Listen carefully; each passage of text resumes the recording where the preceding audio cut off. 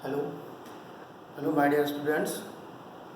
So today we are going to start our first chapter of first section, and that is solid state.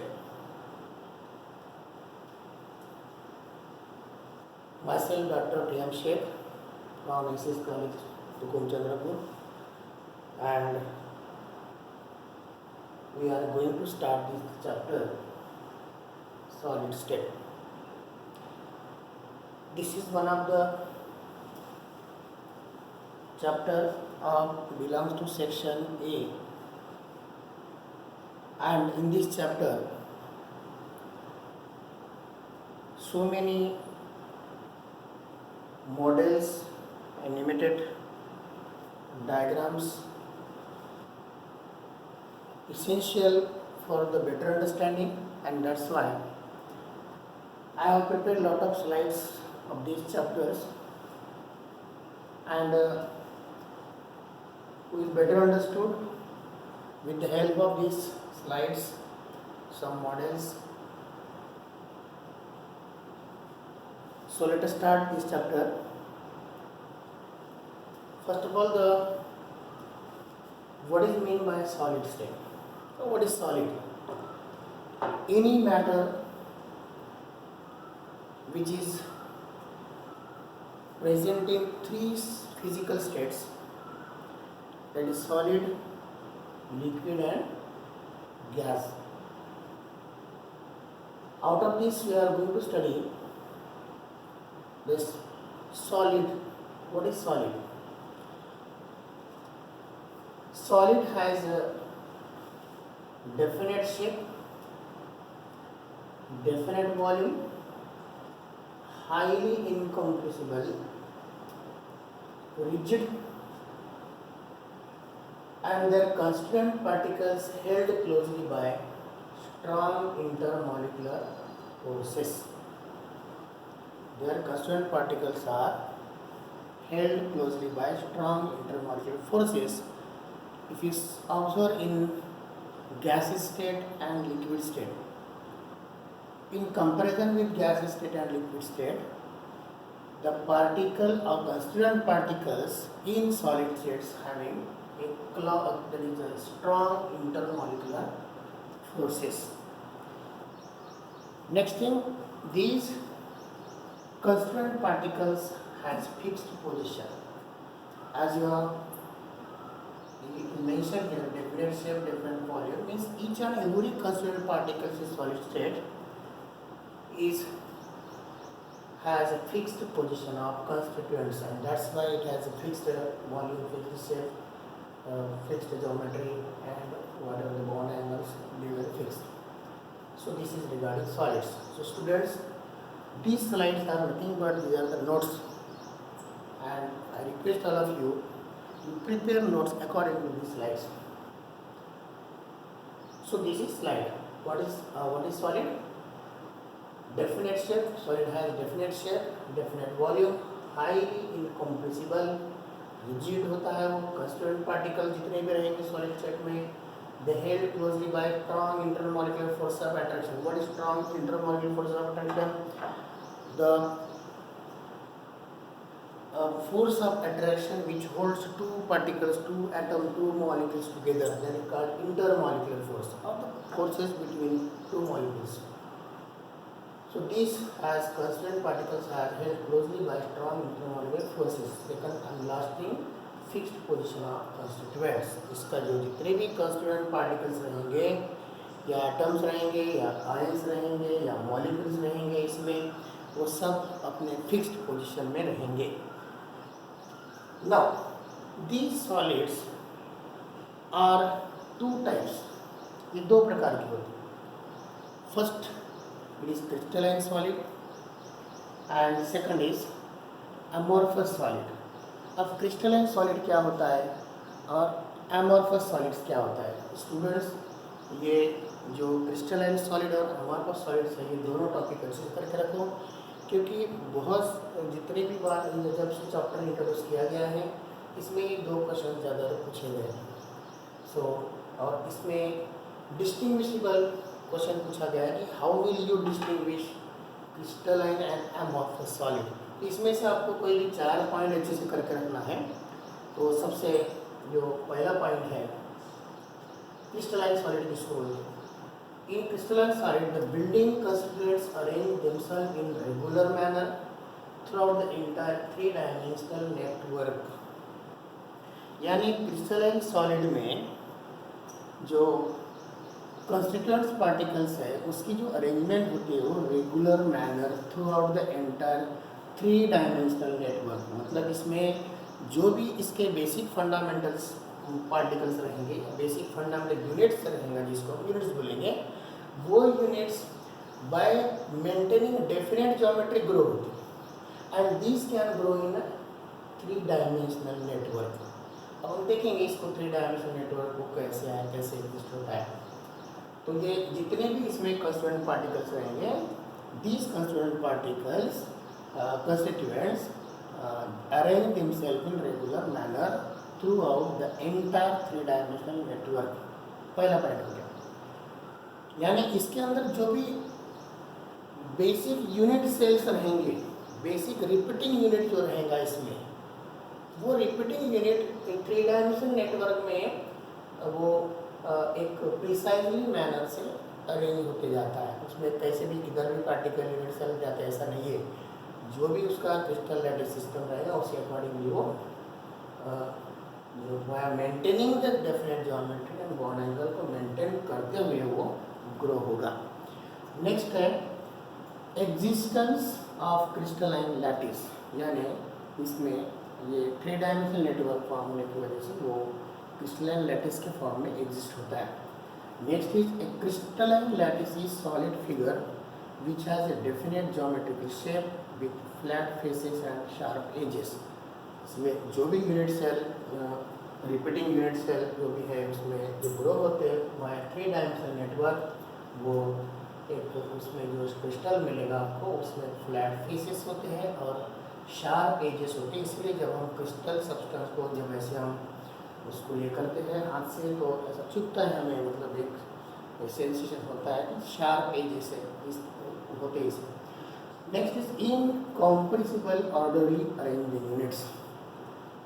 Incompressible orderly arranged units इसमें होते हैं। Next है definite sharp melting point. अब इसमें जो melting point है, ये crystal का जितने भी बार आप मेल्टिंग पॉइंट लेंगे वो मेल्टिंग पॉइंट हमेशा आपको शार्प मिलेगा, कांस्टेंट मिलेगा। जितने बार मेल्टिंग पॉइंट लेंगे उतने बार उसका मेल्टिंग पॉइंट फिक्स रहेगा। Next is it shows anisotropy. अभी अनआइसोट्रॉपी क्या है? Anisotropy is one of the property specially dielectric constant है, रिफ्रैक्टिव इंडेक्स है। ये प्रॉपर्टी जब भी हम मेज़र करेंगे इसमें, तो ये मेज़र करते समय डिफरेंट एंगल से या साइड से जब हम इसको मेज़र करते हैं तो इसकी डिफरेंट प्रॉपर्टी मिलेगा आपको। रिफ्रैक्टिव इंडेक्स डिफरेंट मिलेगा, डाइइलेक्ट्रिक कांस्टेंट डिफरेंट मिलेगा। ये इसको बोलते हैं anisotropy. Next it has a definite geometry. तो इसमें से कोई भी 4 पॉइंट आप छोटे वाले भी चुन सकते हैं। 1 हो गया, 2 हो गया, 3 हो गया, इसमें से एक पॉइंट आप चुन सकते हैं। तो कोई भी 4 पॉइंट आपको अच्छे से करके रखना है। It shows anisotropy, has a definite geometry and it gives X-ray diffraction bands. अब ये पॉइंट थोड़ा सा हाई लेवल का है, यहाँ नहीं भी है तो चलेगा आपने। नेक्स्ट है एग्जाम्पल्स। इसका कोई भी एग्जाम्पल दे सकते हैं आप। फॉर एग्जाम्पल सोडियम क्लोराइड है, सीजियम क्लोराइड है, etcetera. So you have to prepare 4 points from this crystalline solid. So have you understood what is crystalline solid? Crystalline solid मैं आपको इसमें अगर कोई भी 4 पॉइंट्स लेना है तो ले सकते हैं, या फिर से मैं एक बार फिर से बताता हूँ आपको। The building constituent arrange themselves in regular manner throughout the entire 3 dimensional network. Second, existence of crystalline lattice. Third, a crystalline lattice is a solid figure which has a definite geometrical shape with flat faces and sharp edges. Next है incompressible orderly arranged units and definite sharp melting point होता है इसमें. It shows anisotropy, definite geometry. For example, sodium chloride, cesium chloride. So ये point आप इसमें ले सकते हैं. Okay, then come to the next point. Amorphous solid, अब हम एमॉर्फस सॉलिड किसको बोलेंगे, इसी के इन कंपेरिजन दोनों को कंपेयर करते हुए पॉइंट आप लिख सकते हैं। Actually amorphous solid derived from Greek word amorphic meaning sharp shapeless, ये कैसे होते हैं शेपलेस, उसको ग्रीक टर्मिनोलॉजी में अमोर्फी कहा जाता है जिसको हम शेपलेस बोलते हैं। तो एमॉर्फस सॉलिड ये शेपलेस होता है because it has no definite volume, no definite shape, no regular but haphazard arrangement of atoms और मॉलिक्यूल्स, मतलब एटम्स या मॉलिक्यूल्स की अरेंजमेंट इसमें कोई रेगुलर मैनर रेगुलर पैटर्न में नहीं होता है। ये कैसे भी किधर भी एटम मॉलिक्यूल इसके होते हैं, इसलिए हैप्पैजार्ड इसको अरेंजमेंट बोलते हैं। Also considered as non crystalline solids और सुपर कूल्ड लिक्विड, यानी इसको हम नॉन क्रिस्टलाइन सॉलिड और सुपर कोल्ड लिक्विड भी बोल सकते हैं। फॉर एग्जांपल ग्लास है, रबर है, प्लास्टिक्स है, इसको अगर हम कटिंग करते हैं तो ये शार्प कटिंग नहीं होता, इसका थोड़ा सा तिरछा ऐसा जाता है, आपने उपयोग किया होगा, but metals has sharp cutting और crystalline solid has sharp cutting. No sharp melting point, इसमें कोई एक फिक्स मेल्टिंग पॉइंट नहीं होता है। ये आइसोट्रॉपिक प्रॉपर्टी शोज करता है, मतलब आप कोई भी डायरेक्शन से एंगल से इसका अगर प्रॉपर्टीज अगर हम मेजर करते हैं रिफ्रैक्टिवनेस डायरेक्टिव कांस्टेंट, तो आपको इसमें आइसो मतलब सेम प्रॉपर्टी मिलेगी। नो डेफिनेट ज्योमेट्रिकल शेप, इसमें किसी प्रकार का डेफिनेट ज्योमेट्रिकल शेप नहीं होता है। Do not give X ray reflection bands, ये पॉइंट अगर नहीं भी लिखा तो चलेगा। एग्जाम्पल्स लिखना आपका एक पॉइंट कंसिडर होता है, ग्लास है, रबर है, प्लास्टिक्स है, इसमें से भी आपको 4 पॉइंट चूज करना है, उसमें से भी 4 पॉइंट्स, यानी एक क्वेश्चन रहेगा आपको होमवर्क के लिए, मैं बता देता आपको एक क्वेश्चन आप सॉल्व करके रखो, इस क्वेश्चन नोट करना 4 पॉइंट को भी। How will you distinguish between crystalline solid and amorphous solid, so एक ऐसा बाइफर्केशन करो, यहाँ पे क्रिस्टलाइन सॉलिड लिखो, यहाँ पे एमॉर्फस सॉलिड, यहाँ पे इसके 4 पॉइंट, तो 4 पॉइंट 2 मार्क का क्वेश्चन अच्छे से करके रखो। Okay students, so what was it up to?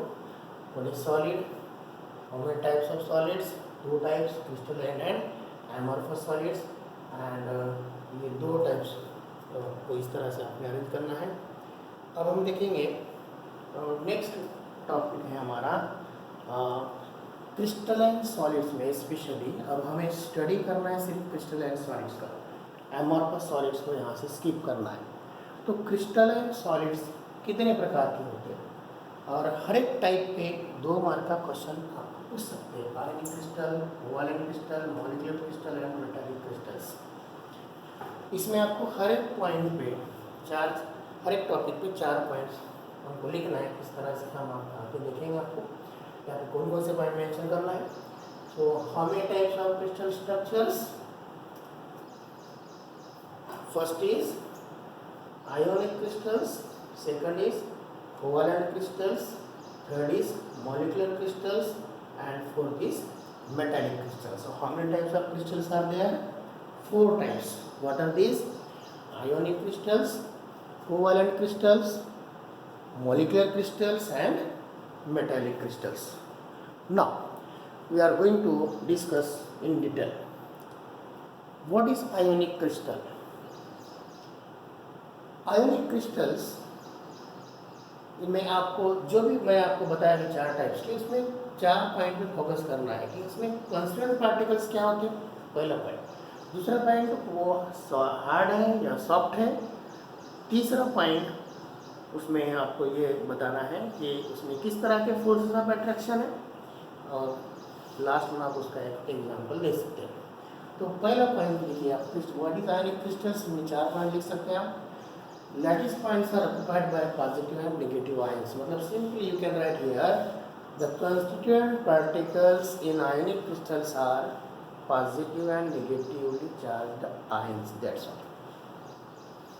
क्या है आयनिक क्रिस्टल में constituent particles?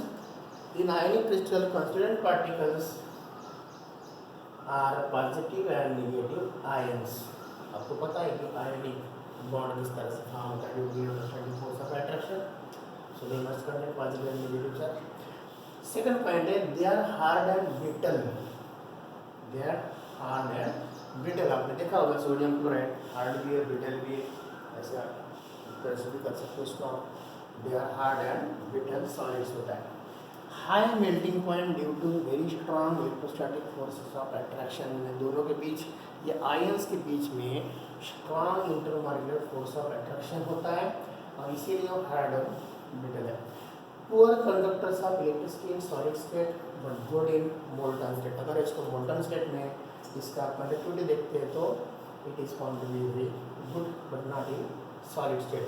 इसलिए हम मोल्टन स्टेट में सोडियम क्लोराइड लेते हैं, इलेक्ट्रोलिसिस करते हैं उसका, आपने देखा होगा एग्जाम्पल इलेक्ट्रोकेमिस्ट्री में है। Next packing of spheres depends upon presence of charge species present, difference in the size of anions and cations. यानी इसका जो पैकिंग होता है स्पीयर्स में, हम पैकिंग एक टॉपिक है आपको नेक्स्ट हम देखेंगे पैकिंग किस तरह से होती है इसमें सॉलिड की। ये पैकिंग डिपेंड्स करता है, किस पे डिपेंड करता है पैकिंग उसका, presence of charge species present, difference in the size of anions and cations. And ये जो पैकिंग दो तरह से पाया जाता है, पहला है AB type and AB2 type. अभी AB क्या है, AB2 क्या है, AA क्या है, AB क्या है, ABC क्या है, ये पैकिंग ऑफ क्रिस्टल्स में हम डिस्कस करेंगे। Okay, so this is all about the ionic crystal. Now second is covalent crystal. मैंने आपको पहले ही बताया कि चार क्रिस्टल है, चार टाइप्स के क्रिस्टल हैं। आपको हर एक टाइप के 2 मार्क का क्वेश्चन पूछेंगे, आपको 4 पॉइंट इसमें अच्छे से करके रखना है। कोवैलेंट क्रिस्टल्स में जो कंस्टिट्यूएंट पार्टिकल्स हैं वो न्यूट्रल एटम्स होते हैं। Lattice points are occupied by neutral atoms. Second, atoms are held together by covalent bonds. यानी दो एटम के बीच में किस तरह का फोर्स ऑफ अट्रैक्शन होता है, कोवैलेंट बॉन्ड का फॉर्मेशन होता है। एंड कोवैलेंट बॉन्ड का जो फॉर्मेशन होता है वो बहुत ही ज़्यादा स्ट्रॉन्ग बॉन्ड होता है covalent bond. And hence we can say there is a force of attraction between two constituent atoms are very high. Next point है, these are hard solids। ये कैसे हैं, hard solids है। देख आपको पता होगा इसका एग्जांपल, कोवैलेंट बॉन्डिंग फॉर्म होता है, डायमंड में भी होता है, ग्रेफाइट में होता है, फुलेरिन में होता है। तो ये बहुत ही ज़्यादा हार्ड चीज़ें हैं ग्रेफाइट, डायमंड। सेकंड थिंग, इसका मेल्टिंग पॉइंट बहुत ज़्यादा हाई होता है। अगर इसमें स्ट्रॉन्ग फोर्स ऑफ अट्रैक्शन है, कोवैलेंट बॉन्ड का फॉर्मेशन हो रहा है, तो उसमें definitely they will be hard solids. Melting point बहुत ज़्यादा होगा, आपको डायमंड का पता है 35,500 अराउंड इसका मेल्टिंग पॉइंट है, तो आप सोच सकते हैं कितना हार्ड है ये। Then they poor conductors of electricity. इसमें जो कंडक्टर्स ऑफ इलेक्ट्रिसिटी का जो कंडक्शन करता है वो that is want to be pure poor side. Two common examples, for example diamond and graphite. क्या है इसका एग्जांपल, डायमंड एंड ग्रेफाइट। तो 4 पॉइंट आपको इसमें भी करके रखना है। Next is molecular solid. अब ये मॉलिक्यूलर सॉलिड क्या है, मॉलिक्यूलर सॉलिड में आप देखेंगे कि इसमें जो कंस्टिट्यूएंट पार्टिकल्स है वो क्या है, neutral molecules. Constituent particles lattice point जो है इसके डोंट कंफ्यूज, लैटिस पॉइंट मतलब कि कंस्टिट्यूएंट पार्टिकल्स है जो सॉलिड में होते हैं। सो दिस कंस्टिट्यूएंट पार्टिकल्स और lattice points are occupied by neutral molecules. यानी मॉलिक्यूल के बीच में इंटरेक्शन होता है इसमें। The molecules are held together by van Waals forces. यानी इसमें जो दो मॉलिक्यूल के बीच में जो फोर्स ऑफ अट्रैक्शन है वो कौन सा है, van der Waals force of attraction. और उतना कोई ज़्यादा होता नहीं है फोर्स ऑफ अट्रैक्शन, और इसीलिए ये सॉफ्ट सॉलिड है। They are very soft solid, has low melting point and poor conductors of electricity. It has poor conductors of electricity. For example, इससे बेटर एग्जाम्पल है ice. So ice is a molecular solid. आपको पता होगा ice में water molecule के बीच में intermolecular force of attraction होते हैं। तो इसका बेटर एग्जाम्पल है मॉलिक्यूलर सॉलिड का ice concept. Now next is metallic crystals. ये फोर्थ है मेटालिक क्रिस्टल। अब मेटालिक क्रिस्टल्स किस प्रकार का होता है, इसमें कौन से 4 पॉइंट मेंशन करना है आपको। सो मेटालिक क्रिस्टल्स में जो कंस्टिट्यूएंट पार्टिकल्स होते हैं यानी लैटिस पॉइंट जिसको बोलते हैं हम, occupied by positive metal ions surrounded by sea of mobile electron, यानी जो इलेक्ट्रॉन का जो जिसको हम बोलेंगे मेटल्स में कर्नल होता है positively charge, that is the metal ion and negative charge electrons which are surrounded also, that is you can say sea of electron, electron का एक समंदर जिसको हम बोलते हैं, और पॉजिटिव मेटल आयन के बीच में इसमें जो है वो कंस्टिट्यूएंट पार्टिकल्स होते हैं, यानी एक पॉजिटिव मेटल आयन दूसरा सी ऑफ इमोबाइल इलेक्ट्रॉन जो होते हैं मेटल्स में, वो दो लैटिस पॉइंट्स रहेंगे इसमें। सो ये मेटल्स सॉफ्ट भी हो सकते हैं, वेरी हार्ड भी हो सकते हैं, तो सॉफ्ट टू वेरी हार्ड हम लिख सकते हैं इसमें। Metals have high tensile strength, tensile strength बहुत ज़्यादा होती है इसमें। They are good conductors of electricity, जहाँ पे मेटालिक कर्नल्स आ गया, जहाँ पे मेटल आयन इलेक्ट्रॉन के बीच का इंट्रैक्शन आ गया, डेफिनेटली वो गुड कंडक्टर्स ऑफ इलेक्ट्रिसिटी रहेंगे। They are malleable and ductile, हम उसको हैमरिंग करके उसको चपटा कर सकते हैं वायर में। They can be drawn a thin wire, they can be drawn a thin sheet by hammering, तो ये इतने मैलेबल टक्की होते हैं मेटल में। Then bonding electrons in metals remain delocalized over the entire crystal, जो बॉन्डिंग इलेक्ट्रॉन्स होते हैं इसमें in metals remain delocalized over the entire crystal. Then इसकी जो डेंसिटी है it is found to be very high, density ज़्यादा होती है इसमें। और एग्जाम्पल्स के तौर पे हम देखते हैं, जैसे कॉपर मेटल है, आयरन मेटल है, सोडियम है, मैग्नीशियम है, मेटालिक फॉर्म में जो रहेंगे वो इसके एग्जाम्पल आप दे सकते हो। ओके, तो एग्जाम्पल को भी इंक्लूड करके आप उसमें वो पॉइंट को कंसिडर कर सकते हैं। तो हमने क्या क्या पढ़ा इसमें, एक बार रिवाइज करते हैं हम लोग। सबसे पहले हमने ionic crystal, there are 4 types of crystals are there, ionic crystals, covalent crystals, molecular crystals and metallic crystal. इसमें आपको कोई भी एक टॉपिक पे 2 मार्क के लिए क्वेश्चन पूछ सकते हो, तो 4 पॉइंट्स आपको प्रिपेयर करके रखना है इसमें से। पहला देखते हैं हम एक बार फिर से, आयोनिक क्रिस्टल्स। इसमें जो 4 पॉइंट आपको चूज करना है, जो भी आप देखेंगे तो इसमें lattice points are occupied by positive and negative, मतलब कंस्टिट्यूएंट पार्टिकल्स क्या रहेंगे इसमें, positive and negative ions. They are hard and brittle solids होते हैं ये। देन हाई मेल्टिंग पॉइंट होता है, आपने अगर इतना नहीं भी लिखा चलेगा, तो हाई मेल्टिंग पॉइंट भी लिखा तो भी चलेगा, क्योंकि इसमें very strong electrostatic force of attraction होता है आयन के बीच में। Then poor conductors of electricity in solid state but good in molten state. Packing of spheres depends upon presence of charge species present, difference in the size of anions and cations. तो ये 2 प्रकार के होते हैं, AB type and AB2 type. Then covalent crystal, covalent crystal में पहला point है lattice points are occupied by neutral atoms, atoms are held together by covalent bonds, hard solids, high melting point, poor conductors of electricity, and examples say diamond and graphite. Next है molecular crystals।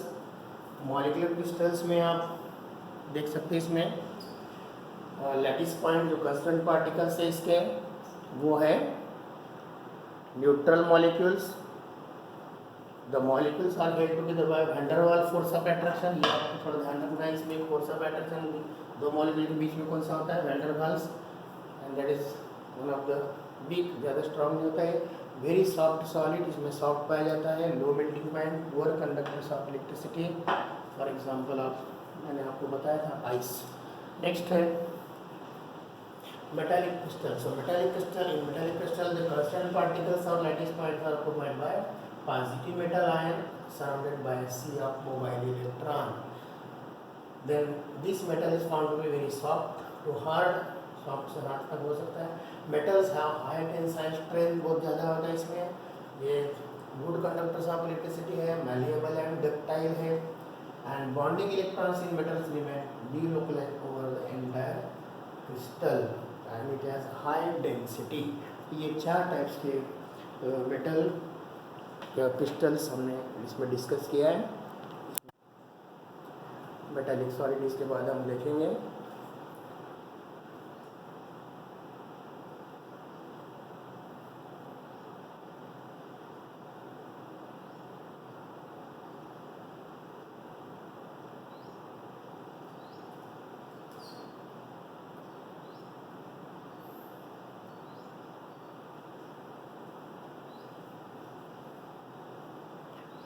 Types of cubic crystals. Second है types of cubic crystals. अब ये cubic crystals क्या है? These are nothing but unit cells. Unit cells यानी किसी भी, आप देख सकते हैं, कोई एक एग्जांपल लेके हम देख सकते हैं कि all carbohydrates derived from the basic fundamental unit C6H12O6। All amino acid that proteins composed of amino acids. The amino acids are basic fundamental units of that proteins. Next, अगर हम एक दीवार कंसिडर करते हैं तो दीवार ईट ब्रिक से बनी होती है, तो उसमें से एक ब्रिक्स ये क्या है, उसका basic fundamental unit of that wall. तो इस तरह से ये जो आपको सिंपल और primitive type, body centred, face centred end end face centred, ये जो 4 टाइप्स क्यूबिक क्रिस्टल्स दिए हैं, these are nothing but unit sales.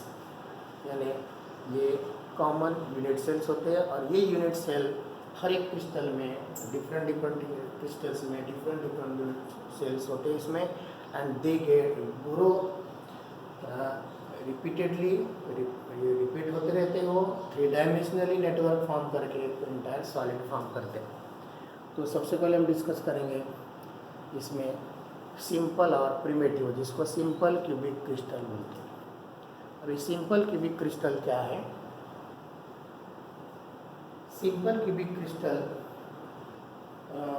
ये पहला यूनिट सेल हो गया। तो इसमें आप देखेंगे कि 8 एटम्स और clustered particles are situated at the 8 corners. And second is body centered. Body centred में एक आप देखेंगे कि इसमें एक सिंपल क्यूबिक है, 8 atoms are situated at the 8 corners. These are called lattice points, and one of the atom is situated at the center of its body. ये दूसरा है बॉडी सेंटर्ड क्यूबिक सेल, बोलेंगे इसको BCC। ये थोड़ा flow diagram draw कर अपने लिए प्रैक्टिस करना है। ये इजी है, ना कोई डायग्राम डिफिकल्ट नहीं, मैं आपको एक बताता हूँ ड्रा करके इस तरह से निकाल सकते हैं इसको बहुत ही सिंपल मैनर में। सबसे पहले आपने ये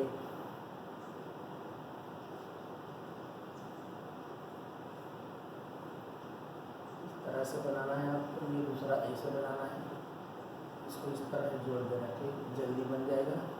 और ये कंस्ट्रक्ट पार्टिकल जो लैटिस पॉइंट इस तरह से आपको जोड़ना है। ये सिंपल क्यूब और ये हो गया बॉडी सेंटर। और इसके बाद में जो नेक्स्ट है ये फेस सेंटर। फेस सेंटर में हर एक एटम सेम सिंपल क्यूबिक रहेगा, लेकिन इसके हर एक फेस में एक एटम फेस है इंट्रोड्यूस रहेगा। मतलब इसमें 6 फेसेस होते हैं, 8 corners, 6 faces, each face consisting 1 atom again. ये हो सकता है पीछे का फेस, उधर का, सामने का, ये 4 फेसेस। ऐसे इसको हम बोलेंगे फेस सेंटर। तो ये हो गया 1 2 3 4, और एक फ्रंट फेस और एक बैक फेस, इस तरह से हम लिख सकते हैं। End face centred cell. End face centred cell में जो बेसिक यूनिट सेल होता है वो सिंपल क्यूबिक होता है, लेकिन एंड टू एंड पॉइंट दिया रहता है। मतलब ये ऊपर फेस में एक रहेगा तो लोअर फेस में एक रहेगा, इसको बोले एंड फेस सेंटर्ड सेल। ऐसे कितने प्रकार के यूनिट सेल है? There are 4 types of unit cells are there. First is, let us see once again, simple or primitive type, that is called SCC, simple cubic crystal unit cell बोल सकते हैं इसको। Second is BCC, body centred. Third is FCC, that is face centered, and end face centered। ऐसे 4 type है। तो पहला type, पहला जो डायग्राम है आपने देखा है, दिस कंटेन्स फर्स्ट सिंपल और प्रिमिटिव टाइप में 8 points lattice points are situated at the 8 corners, having 8 corners and 6 faces. Then body centered cell में दिख रहा है आपको कि सेम प्रिमिटिव सिंपल टाइप के, लेकिन one of the atom is present at the center of the body. Then next is face centered cell. Again that is basic structure is same, that is 8 points lattice points, atom, ion or molecules are situated at the 8 corners, but each face has one atom again. So each face has one atom, 6 faces containing 6 atom in addition to that. Then end face centered cell. End face centered is similar to the simple cubic primitive type, but its upper and lower face containing one atom. So end to end atom is present, and that's why it is also called end face centered cell. Okay. अब हम इसमें देखेंगे कि number of atoms का calculation कैसे करते हैं। तो हर एक यूनिट सेल में नंबर ऑफ एटम कैसे कैलकुलेट करते हैं, ये हम थोड़ा सा डिस्कस करेंगे अब।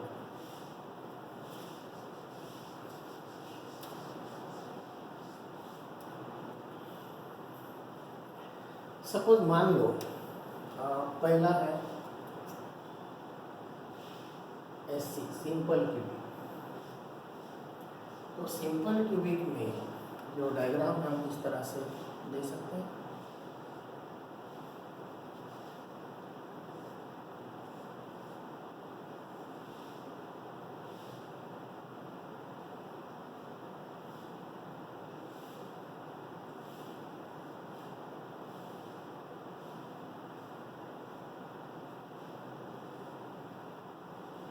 It has 8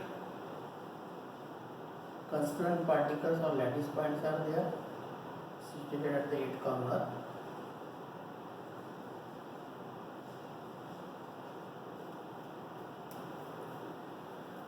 But each atom contributes 1/8, यानी ऐसे कई यूनिट सेल्स रहेंगे,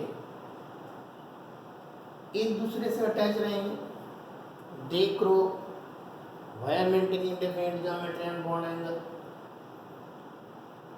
and they form a 3-dimensional network. जरूरी नहीं कि ये जो एटम है वो पूरा का पूरा एटम ये यूनिट सेल में जाएगा। तो हर एक एटम का जो कंट्रीब्यूशन होता है पर यूनिट सेल ये 1/8 होता है। It is the contribution. ऐसे कई यूनिट सेल एक दूसरे को टच रहते हैं and they grow 3-dimensional network। ऐसे कितने एटम्स हैं? 8। तो हर एक यूनिट सेल में सिंपल क्यूबिक में 1 मिलेगा, इस 1 atom per unit cell. Second, हम अगर बॉडी सेंटर के बारे में देखते हैं, body centre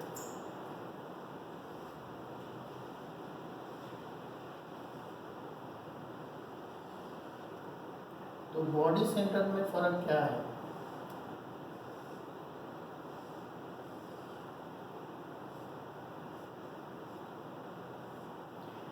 Eight atoms are situated at 8 corners, lattice points, but one of the atom is situated at the center. ये हो गया BCC, ये हो गया सिंपल क्यूबिक पहला, ये हो गया BCC। तो इसमें देखिए आप कि कॉर्नर में जो एटम्स रहेंगे they have 1/8 contribution।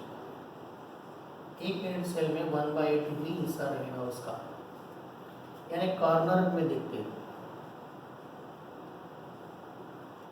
कॉर्नर में 1/8 × 8 ये हो गया 1 एटम। लेकिन सेंटर का जो एटम है इसका किसी प्रकार से किसी के साथ कोई कोलैबोरेशन कंट्रीब्यूशन नहीं होता है, बीच में होता है बल्क ऑफ यूनिट सेल। तो ये सीधा 1 एटम मिलेगा, मतलब total number of atoms are in body centre. Body centre में number of total number of atoms 2 रहेंगे, वो इस तरह से। Okay, now face centre. तो फेस सेंटर में अगर हम एफसीसी देखते हैं, एफसीसी में क्या होता है, हर एक फेस में एक नया एटम इंट्रोड्यूस होता है। देयर आर 6 फेसेस, लेकिन फेस में फेस का जो एटम होता है वो आधा एटम ये यूनिट सेल में रहेगा और दूसरा आधा इसका पोर्शन जो है दूसरा यूनिट सेल यहाँ से चिपकेगा उसमें रहेगा। मतलब कॉर्नर में 1/8 इंटू 8 = 1 हो गया, लेकिन ये फेस में ऐसे 6 एटम से 6 फेसेस है, तो हर एक एटम का कंट्रीब्यूशन हाफ रहेगा, यानी हाफ एक यूनिट सेल में, हाफ एटम दूसरे यूनिट सेल में। ये हो गया 3। Total number of atoms are in FCC found to be 4। Clear? Next है end face centre. End face centre में क्या होता है, यहाँ पे एटम नहीं होता है, ये एक फेस में होता है और ये एक फेस में होता है। अब इस पर से आप कैलकुलेट कर सकते हैं कैसे। कॉर्नर में नो डाउट 1/8 इंटू 8 1 हो गया, लेकिन यहाँ पे एंड सेंटर में जो फेस में होता है, ये कितने फेसेस है, सिर्फ 2 ही है, तो हाफ कंट्रीब्यूशन होता है इसका, half into 2 is equal to कितना होता है 1, that is equal to again 2। तो एंड फेस सेंटर में कितने एटम हो गए, 2 एटम। तो ये कैलकुलेशन इस तरह से होता है। तो सिंपल क्यूबिक में only 1 atom per unit cell, body centred 2 atoms per unit cell, कैसे है मैंने आपको बताया। फेस सेंटर्ड 4 एटम्स आते हैं और एंड फेस सेंटर्ड में सिर्फ 2 ही एटम आते हैं। इस तरह से इसका ये कैलकुलेशन है। तो इसमें आगे आपको हम थोड़ा सा लेके जाते हैं सिंपल क्यूब। अभी जो हमने डिस्कस किया था वही है, डायग्राम थोड़ा सा निकालने की प्रैक्टिस करो अच्छे से। अब ये देखिए कंट्रीब्यूशन 1/8 कैसे आता है, मैं आपको वही बताने की कोशिश करूँगा। यानी जो कॉर्नर में जो एटम्स है वो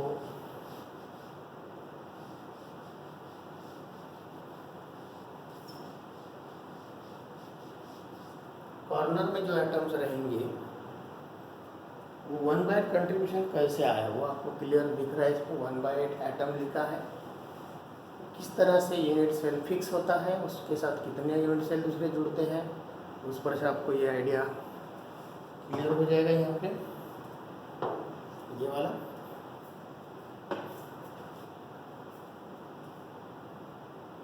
नेक्स्ट बॉडी सेंटर्ड में वही जो हमने कैलकुलेशन किया 8 इंटू 1/8 प्लस 1 इंटू 1 2। तो इसमें देख सकते हैं आप 8 इंटू 1/8 कॉर्नर में और एक एटम पूरा के पूरा सेंटर में, किसी के साथ उसका कोई कोलैबोरेशन नहीं है, इसलिए वो 1 हो गया इक्वल टू 2। तीसरा है बॉडी सेंटर्ड क्यूबिक लैटिस, और एग्जांपल देख सकते हैं आप इसमें caesium chloride, caesium bromide. Next है फेस सेंटर में 8 इंटू 1/8 कॉर्नर में और फेस में आया 6 इंटू 1/2 इक्वल टू 4। इस तरह से नंबर ऑफ एटम्स मिलेंगे per unit cell. Then face end centre में इस तरह से इसका अरेंजमेंट होता है क्रिस्टल का, और ये एंड फेस सेंटर में भी 8 इंटू 1/8 कॉर्नर और 2 इंटू 1/2 ये हो गया फेस में equal to number of atom आ गए 2। ओके, अब इसके बाद हमें डेरिवेशनल पार्ट शुरू करना है कि इसमें पैकिंग एफिशिएंसी कितनी रहेगी और एम्प्टी स्पेस कितना रहेगा, उसमें वाइट स्पेस कितना रहेगा, उसका कैलकुलेशन पार्ट है। कैलकुलेशन पार्ट हम नेक्स्ट क्लास में शुरू करेंगे। Thank you very much.